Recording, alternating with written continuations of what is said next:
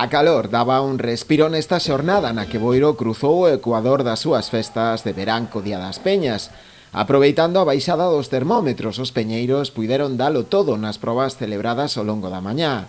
O xogo das cadeiras, a carretilla ou a corda foron algunhas das disciplinas nas que mediron forzas. Estamos haciendo los equipos, pero sí, estamos ready.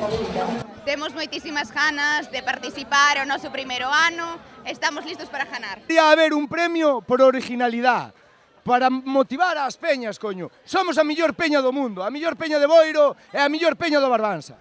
Tras a entrega de premios ás tres peñas clasificadas, os Esponjas, a Peña do Furancho e Mamá, Salo a tomar algo, tivo lugar o mangueirazo de honra, a cargo este ano de Joaquín Ribeiro, un dos principais impulsores desta cita, nacida hai xa 2 décadas. Bueno, para mí é un día super feliz, porque para mí as peñas son como un fillo, donde empezamos, donde o desenvolvemos, e chegou o que é hoxe. Hai que pensar que antes o luns das festas de Boiro era o día máis baixo, non vou dicir o día morto, pero o día máis baixo. E conseguimos que sea o día que quere pedir a xente libre no traballo, que se reúnen todos os amigos, eso é moi importante. Respiras bo ambiente, porque as peñas son amistad, son solidaridade, son sonrisas, tamén ás veces vaguas, pero en compañía, que ao final é do que se trata, non? Eu penso que tocan valores moi importantes que debemos preservar na sociedade de hoxe en día.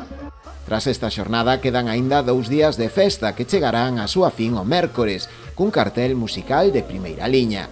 Ademais do concerto de Nove Louro, as orquestras dos Satélites, Panorama e América de Vigo animarán a verbena para poñer o mellor broche ás celebracións.